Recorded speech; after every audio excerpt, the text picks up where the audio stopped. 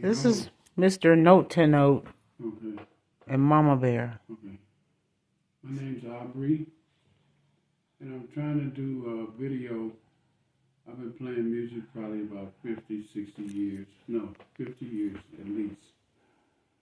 So my consciousness is based on sound. I play with a lot of free jazz musicians, and so my concept is different. I like melody, but I also like to play like outside music, like Coltrane, Ornette Coleman, Cecil Taylor, you name it. Some of the people that probably after you see this video, maybe in another 10 years, this music won't exist. So I'm gonna try and give you an example of something.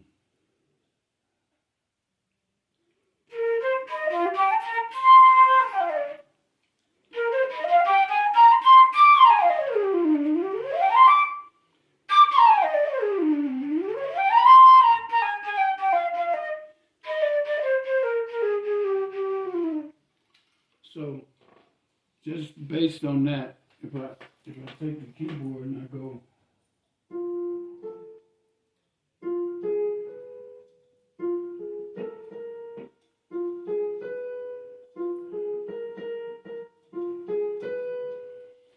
so I was basing my sound off of that, but I'm playing this.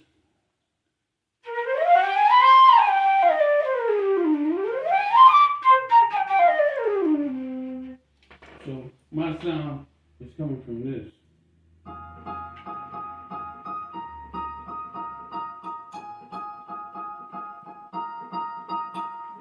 So the structure of the music, what I play is I play soprano, tenor, alto, flute, trumpet, trombone, violin, guitar, cello. I play drums, I play percussions, I play a lot of stuff. And me and all the people that I play with are very serious about our music. I haven't changed. I've been serious about my music since day one. So a lot of us went to Europe.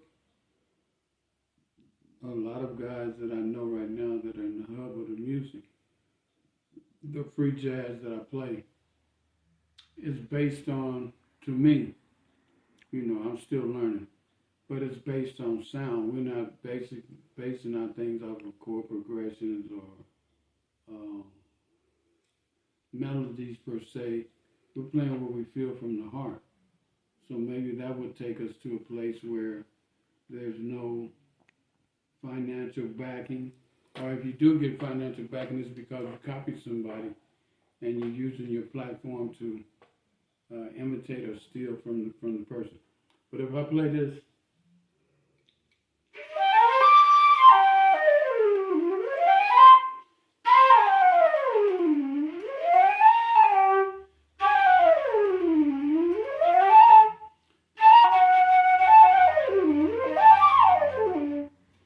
so if I play that to some novice or even to the most prestigious jazz person, to you I'm playing chords, melodies that have been passed on from so and so time to so and so time. But I'm just playing what I'm feeling from the heart. So my music, even if I play a up-to-date song or whatever, it's based on what I learned from all of the musicians that I mentioned before, Horace Tapscott,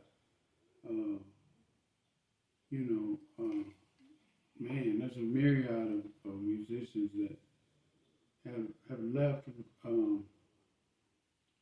the mainstream of music to voice their opinions, which I know a lot of them are gone and never got the recognition, probably just like a painting from the past. For years and years and years, you didn't notice it, and the person died broke, and now you sell it for millions and billions of dollars or whatever you're trying to do. So, that's the kind of music that I'm playing. I'm not basing my music off of how much I can make off of a song or an album or something, basically I starved to death playing this music to learn just some of the ins and outs of, I fell in love with guys like Cecil Taylor, Ornette Coleman, Sam Rivers, man, you name it. There's a group of musicians that never seem to give up on their challenge to try and create something out of nothing. So if I play this,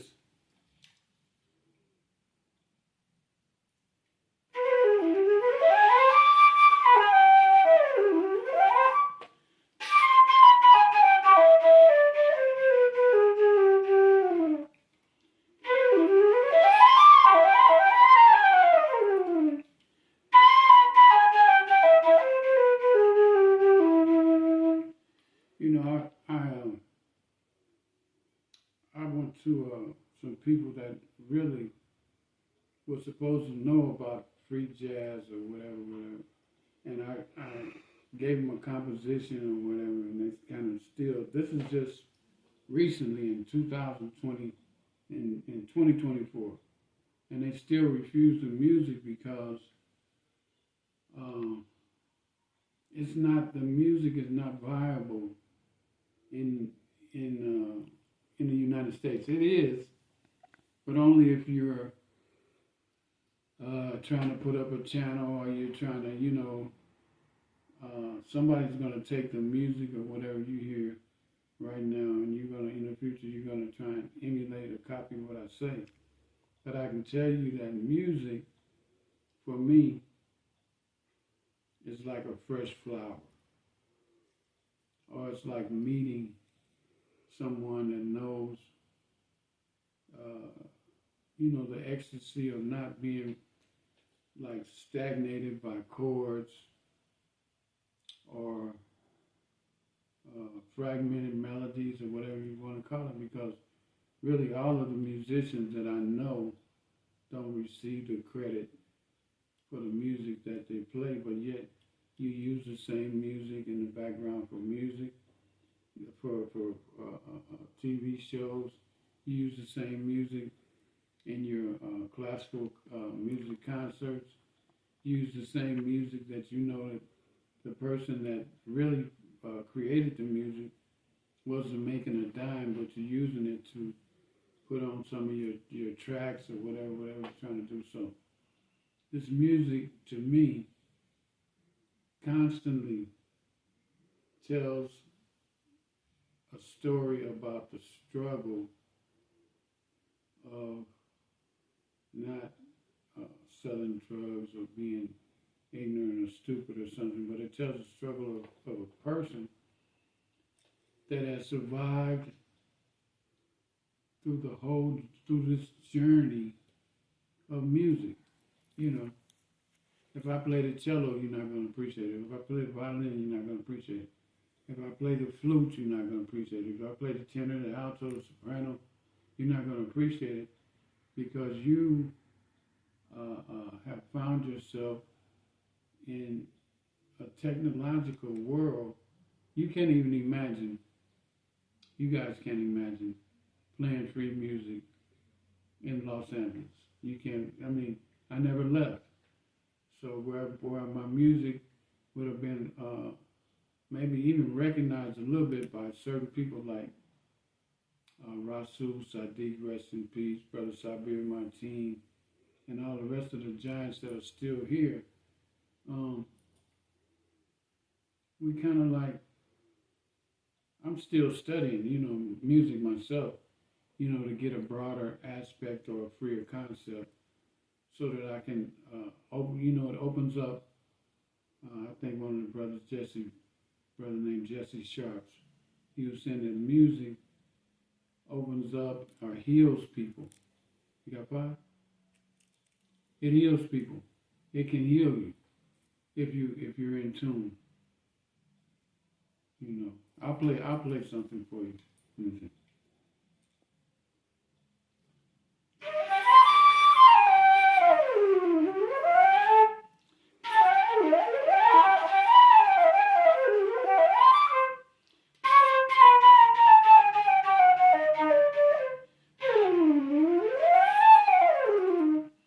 I was mostly my concept on the flute comes from a tenor sound